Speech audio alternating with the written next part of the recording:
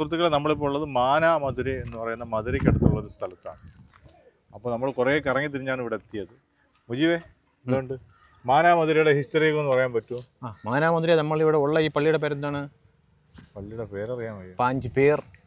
ഇതൊരു പള്ളിയല്ല, ദർഗയാണ്. പാഞ്ച് പേർ എന്ന് വെച്ച് കഴിഞ്ഞാൽ 5 സൈൻസ് എന്നർത്ഥം വരുന്ന 5 രക്തസാക്ഷികളെന്നോ 5 അങ്ങനത്തെ ഈ സന്യാസിമാരെ പണക്കുള്ള ആളുകളെന്നൊക്കെയാണ് ബാക്കിൻ്റെ അർത്ഥം. പീർ എന്നൊക്കെ പറയും. 5 പേർക്കുള്ള ദർഗ ഇവിടെ ഉണ്ട്. ഇത് 13-ാം നൂറ്റാണ്ടുമായിട്ട് അല്ലെങ്കിൽ 14-ാം നൂറ്റാണ്ട് ആ ഒരു പീരീഡുമായിട്ട് ബന്ധപ്പെട്ട ദർഗയാണ് സംഭവം ഇത്. അപ്പോൾ ഇതിൻ്റെ ഹിസ്റ്റോറിക്കലായിട്ടുള്ള കാര്യങ്ങൾക്ക് നമുക്ക് പല റെഫറൻസുകൾ കാണാൻ പറ്റും. അത് ഏർവാടിയുള്ള സുൽത്താൻ ഉണ്ടായിരുന്നു. അപ്പോൾ ഏർവാടി സുൽത്താനിൻ്റെ പട്ടാളത്തിൽപ്പെട്ട ആളുകളുടെ കൊല്ലപ്പെട്ട ആളുകളുടെ ദർഗയാണെന്നൊക്കെ അത് ഇത് തന്നെയാണ്. ആ പീരീഡ് 13-14 നൂറ്റാണ്ട് തന്നെയാണ് ആ പീരീഡിലുള്ളതാണെന്ന് പറയുന്നുണ്ട്.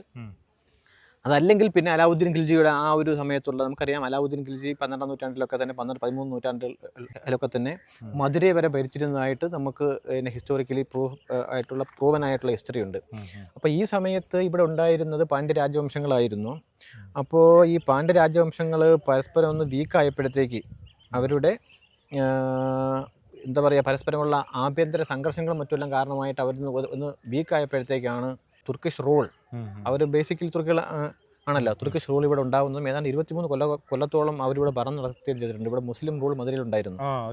മാനാമധുര അടുത്ത് തന്നെയാണല്ലോ. അപ്പം നല്ലൊരു ഇവിടുത്തെ ഈ റാവുത്തർ എന്ന് പറയപ്പെടുന്ന തുർക്കിഷ് എലീറ്റ് ഫോഴ്സിൻ്റെ, അല്ലെങ്കിൽ ഈ റാവുത്തർ എന്ന് പറഞ്ഞ കമ്മ്യൂണിറ്റിയാണ് നമ്മൾ ഇവിടുത്തെ വിഷയം എന്ന് പറയുന്നത്. അപ്പോൾ റാവുത്തർ എന്ന് വെച്ച് കഴിഞ്ഞാൽ ഈ തുർക്കിഷ് പടയാളികളിലെ കുതിരപ്പടയാളികളാണ്. അവരാണ് എലീറ്റ് ഫോഴ്സ് എന്ന് അറിയപ്പെടുന്നത്. അതായത് വരേണ്യ ഫോഴ്സ്, അവരാണ് ബാക്കിയുള്ള എല്ലാം കൺട്രോൾ ചെയ്യുന്നത്. ആ ഒരു ഫോഴ്സിൻ്റെ ബേസാണ് ബേസിക്കലി ഈ മാനാമധുര എന്ന് പറയും. പിന്നെ അപ്പോൾ 1355 മുതൽ 1378 വരെ ഇവിടെ 23 കൊല്ലക്കാലഘട്ടത്തോളം ഇവിടെ ഈ ഒരു റൂൾ ഉണ്ടായിരുന്നു. പിന്നീട് അവർ മറ്റൊരു യുദ്ധത്തിൽ പരാജയപ്പെടുത്തപ്പെടുകയും അതിനുശേഷം ഇവിടെ വിജയനഗര ഡൈനാസ്റ്റി ഉണ്ടാവുകയുമാണ് ചെയ്തത്. അപ്പോൾ ഈ റാവുത്തേഴ്സിന് എന്ത് പറ്റി എന്നുള്ള ഒരു ക്വസ്റ്റ്യനൊക്കെ വരുന്നുണ്ട്. അത് അവർ പല പ്രദേശങ്ങളിലോട്ടും ഭിന്നമായി പോവുകയും അങ്ങനെ കോയമ്പത്തൂർ, തേനി പോലെയുള്ള പ്രദേശങ്ങളിലോട്ടെല്ലാം മാറുകയും എന്നിട്ട് പല പ്രദേശങ്ങളിലോട്ടും ഇപ്പോഴത്തെ കൂടെ നാഗപട്ടണത്തിൻ്റെ എല്ലാം അടുത്ത് കിടക്കുന്ന കൂട്ടനെല്ലൂർ എന്ന് പറഞ്ഞ സ്ഥലമുണ്ട്. അവിടെ ഒരു പിന്നെ റാവുത്തേഴ്സിൻ്റെ ഒരു ഹബ്ബാണെന്ന് നമുക്ക് ഈ കുത്തനെല്ലൂർ എന്ന് പറയുന്ന സ്ഥലത്ത് ഒരു പെരിയ മോസ്ക് എന്ന് പറഞ്ഞ ഒരു പണ്ടത്തെ പള്ളിയുണ്ട്. അവിടെ ചെമ്പ് തകിടുകളുണ്ട്. അതിനകത്ത് ഇതിൻ്റെ പല ഡീറ്റെയിൽസും ഉണ്ട്. ഈ ചെമ്പ് തകിടിൽ പലതും പിന്നീട് ചെന്നൈ മ്യൂസിയത്തിലോട്ട്, മദ്രാസ് മ്യൂസിയത്തിലോട്ട് മാറ്റിയിട്ടുണ്ട്. അതിനകത്തും ഇതിനെക്കുറിച്ചുള്ള ഡീറ്റെയിൽ ആയിട്ടുള്ള പല കാര്യങ്ങളും പറയുന്നുണ്ട്. അവിടെ ഉള്ള ഒരു പിന്നെ സ്പിരിച്വൽ ഹബ്ബായിരുന്നു എന്നും മിലിറ്ററി ഹബ്ബായിരുന്നു എന്നൊക്കെ പറയുന്നുണ്ട്.